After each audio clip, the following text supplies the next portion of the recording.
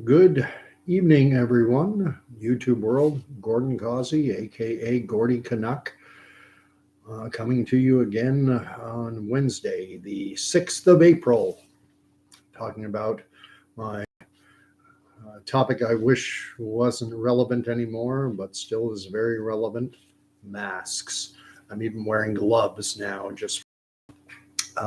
there's a reason for this. I want to talk about personal protective equipment, proper handling for medical purposes, and also about the situation, what's happening now in Ontario. As everyone knows, effective March 21st passed, so over 2 weeks ago, Ontario lifted most of the mandates that we've been living under for close to 2 years. Um, Most indoor public places, you are no longer required to have a mask covering your nose and mouth. Gathering limits were eliminated.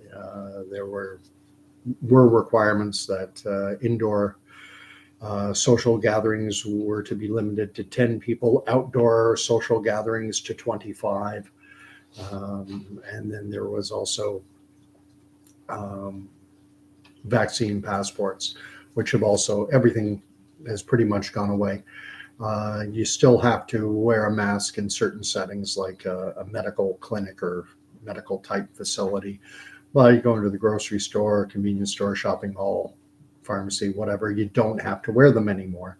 That has some people upset, some people happy, and some are screaming for masks to be mandated again. The province of Quebec has just announced that they will not be lifting their masking mandates for the remainder of April. And who knows, goodness knows, they could extend it again. So for those who don't want to wear masks in Quebec, that's disconcerting.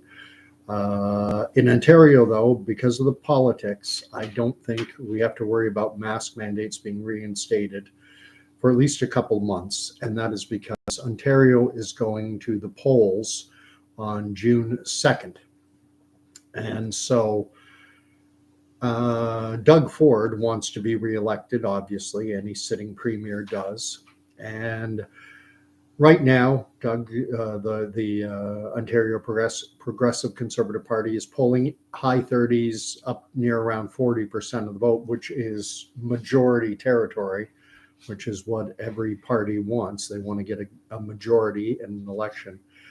And his main competition is the NDP and Liberals. And the vote, the way it's looking now is they're going to split, around 30% each. There are two other parties on Doug's right, one of which is the Ontario Party, and another one is called the New Blue Party. And this is where I think we're safe from masking, is because of the New Blue Party and the Ontario Party, because both those parties, I understand it, certainly this New Blue Party, are totally against any and all mandates. They want everything to go back to normal. And that's Doug's right flank. And right now, I don't think the Ford and the Progressive Conservatives have to worry about New Blue or the Ontario Party, because by lifting the mandates on vaccine passports, on gathering limits, on masks, he's kind of taken the wind out of their sails. However, if Doug was to bring back masking requirements, that would bolster their support. And then he could bleed off support to New Blue, to this Ontario Party, and see his own support drop. And then the Liberals and the NDP come back into play. And so I don't think we have to worry about masks coming back, certainly until June 2nd. And hopefully by that time, we're going through a bit of a wave right now. They started doing wastewater, they started releasing wastewater surveillance data and estimations of cases at the end of January. So you can't really compare during the Omicron wave, Ontario peaked at 4,183 COVID positive patients in hospital on January the 18th. What was the wastewater surveillance data showing at that time? We don't know, because they weren't releasing that data publicly at that time.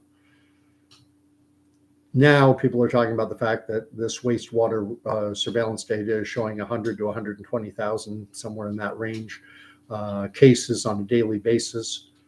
Well, what did the wastewater data show before? Well, we didn't have it back then. It wasn't being publicly released. So we're comparing it to case numbers based on PCR testing, and it'd be 1,000, 2,000, 3, 4, because the amount of testing is limited. So it's a total apples to oranges comparison. I prefer looking at just hospitalizations. January 18th, 4,183. And today we're way below that. Now we're somewhere 1,067, 1,050, somewhere around there. It's less than 1,100. So things are exponentially better now than they were during Omicron. Of course, back in January, mask distancing, or rather masking, gathering limits, and vaccine passports were in effect. And things were, in terms of hospitalizations, things were exponentially worse than they are now. But the thing is, I also know that a lot of people believe that masks are an effective tool. And I actually do agree that masks can be an effective tool, provided one, that is the right type of mask for a viral aerosol, and two, it has to be handled and worn properly. Hence what I'm going to share with you. I was in the Canadian Armed Forces. I only retired back in June of last year, and I spent 3 years posted to a field medical unit. So I've received tons of training in how to use personal protective equipment against in a medical setting, or against biological agents, of which, pathogens like viruses are biological agents. We would go through what is called CBRN training. That's chemical, biological, radiological, and nuclear. And so, a tool has to be used properly, and it has to be the right tool. I unfortunately don't have the right type of mask for a biological agent like a virus. A proper tool, a proper mask would be at minimum would be a tightly sealed N95 or better. And ideally you would want your eyes covered as well. Gloves like I'm wearing now, and these are cheap.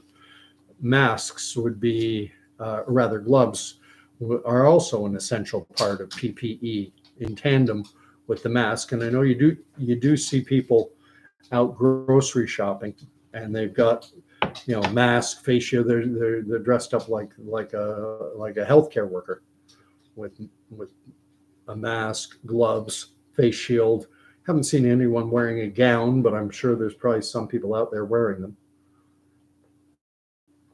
A little bit of coffee. If anyone wants to comment on this, comments are live, so I can respond. Anyway, so let's assume that this is the proper type of mask, an N95, right? It would have to be tightly sealed to the face with no gaps. My beard, it's a goatee, so it might work provided there's no hair there, because it has to be a tight seal. With an aerosol, aerosols are less than a micron in size. They can hang in the air for hours. They can get into ventilation systems. They can travel 30 feet. They're everywhere. If you're out in a grocery store or a mall or any large congregate setting with 100, 200, 300 people, you're swimming in aerosols. And if there are infected people around, there are aerosols, viral aerosols, spreading like mad, or all in the air. And so anything that you touch has the potential to be contaminated with virus, hence why I have the gloves on. So if you're worried about COVID, about SARS-CoV-2, about BA2, about Omicron, whatever variant, tightly sealed mask, no gaps, okay? And if you have gloves on, you can touch the outside material, because now with gloves on, your skin is protected from. So if my mask if I need to adjust it and I'm touching the outside, no, it's okay because it's not getting onto my skin. Now, important though, even though I have gloves on, these gloves, the outside material can be contaminated. Okay, that's the word I'm going to use because that's the proper word, contaminated. The outside of the mask can be contaminated. My gloves, the outside of the gloves can be contaminated. So now I've driven back home. I'm in the house. I want to take the mask off. First of all, you can't just throw it down. This outside material on the mask is potentially contaminated with virus. So I take it off, and it doesn't matter how because I have gloves on. Now I can't just drop it on the table because then I'm going to potentially contaminate the table. So I need to put it into something like a Ziploc bag. There. Now that's safe. It's viral contaminants are gone. Now I'm taking off my gloves. Now this is important. This outside material can be contaminated with virus. I've been touching the outside of my mask with it.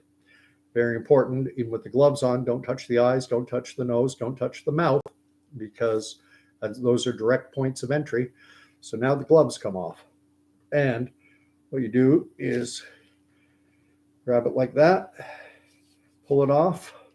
Don't let the outside material of my fingers here, don't let it touch skin because this could have viral particles on it. Take it off. And then I get it to there. And now, my thumb came out, which stinks because I need my thumb. Now I can take that and I can go like this.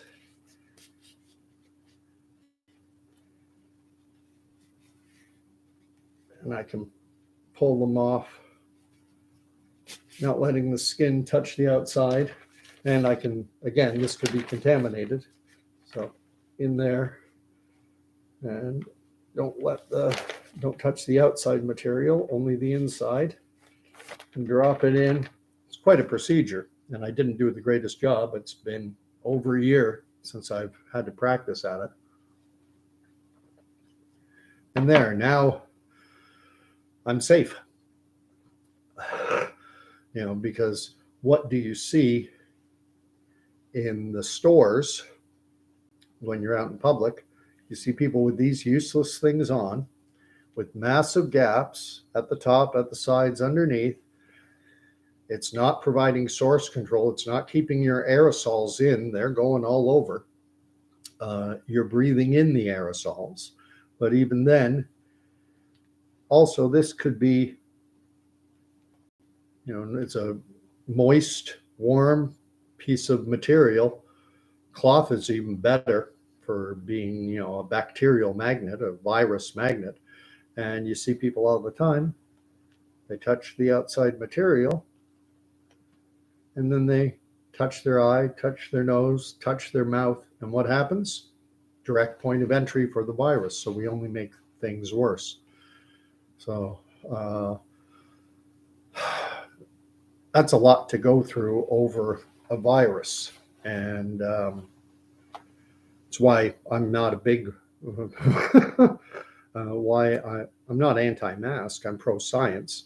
And understanding the science and understanding the mechanics of how masks work and understanding everything that is involved in doing it properly, frankly, it's not worth my opinion, it's not worth all the effort for the threat of SARS-CoV-2. But if you are concerned about the threat of SARS-CoV-2, for whatever reason, wear the proper type of mask, tightly sealed N95 or superior, and get yourself a pair of gloves, more than one, obviously. It's going to, there's cost involved. Even better would be, the type of mask that you see someone who works with paint wears, something full, and something, tightly sealed against the eyes, eye goggles that seal, like you used to wear in biology class. Otherwise, just through reaching into your pocket, I mean, this is supposed to be medical personal protective equipment, and you see people treating it like it's a pair of fuzzy dice hanging on someone's rear view mirror. There's a difference between, safety goggles, for example, that when you're working woodworking, that's a form of personal protective equipment, but safety glasses are designed to protect you from a chunk of wood or a shard of metal if you're working with metal, to protect your eyes from a projectile. When you're dealing with SARS-CoV-2, this isn't a projectile, it's a viral aerosol. I've shared before the fact that all the way back in January of 2021, so more than a year ago, the Ontario Nursing Association wrote an open letter to Doug Ford complaining that even with all the masks, gown, gloves, and shields that they were wearing, and proper training in how to wear and handle it, that healthcare workers were testing positive at ever increasing rates. And they were asking for the province to mandate personal protective equipment that would work against an airborne virus, because this crap doesn't work against. That was what they were saying. It's not Gordon Causey talking, it's the Ontario Nursing Association. The media completely ignored their open letter. And I can only assume why. And my assumption is that because it ran counter narrative. The narrative at that time was that, stick any old thing in your face, over your face, and it's good enough, which is ignorance on steroids in my books. There was This Hour Has 22 Minutes, did a little comedic skit where one guy was wearing a Tim Hortons coffee cup over his mouth and nose. Another guy was wearing, I think it was a jock strap. A woman was wearing the cup from a brassiere. And they're all, I forgot my mask. And one guy had what looked to be a toilet brush, strapped to his face. Well, you know what? According to the guidelines said that your mouth and nose you had to wear a face covering.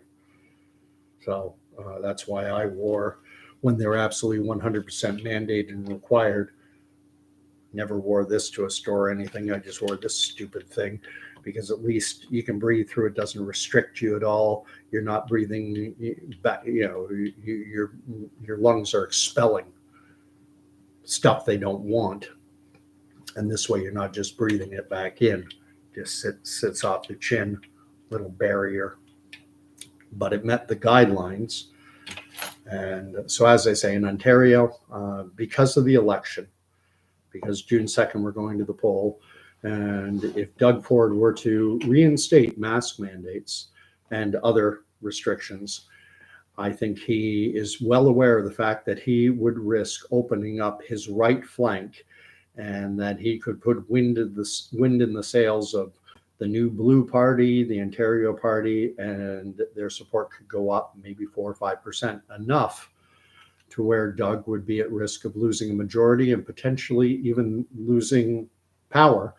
Because let's face it, if the Conservatives don't win a majority, it's going to be very difficult to govern for a Conservative government as a minority.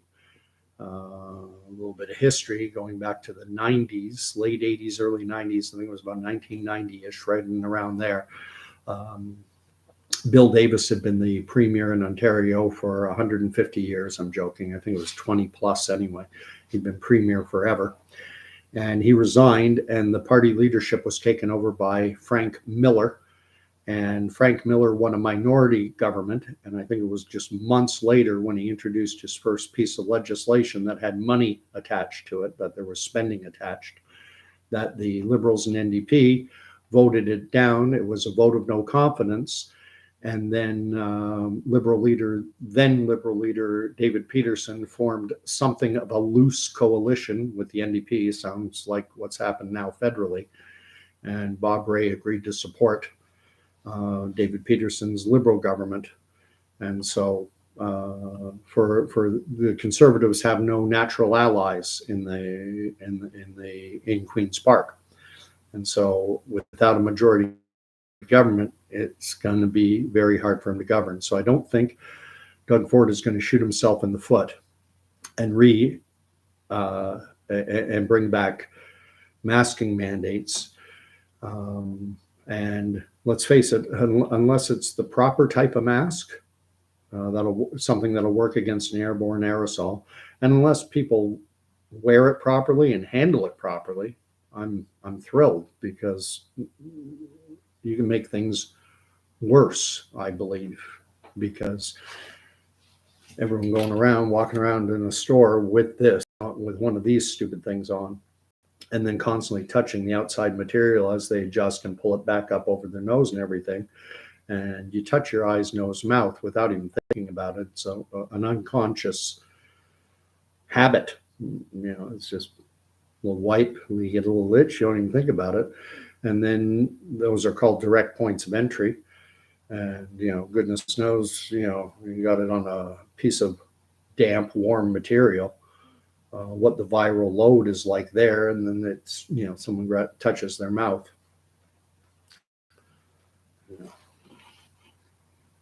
Anyway, that's my video. If you like it, like it. If you want to share it, share it. If you want to comment, I love comments, and we will talk to you later. It's probably the last time you're going to see me with a pair of rubber gloves on or a mask like that. I can't, to be entirely honest, I can't be bothered. I don't consider the threat. The squeeze isn't worth the juice, is an expression I like to use. Going through all that over a virus, gosh, we've got bird flu, influenzas, RSVs. We got so many viruses going around. At some point, my immune system will weaken. At some point, I'll be vulnerable to them. And they're everywhere. So nobody gets out of here alive. Anyway, God bless, and we'll talk to you later. Night.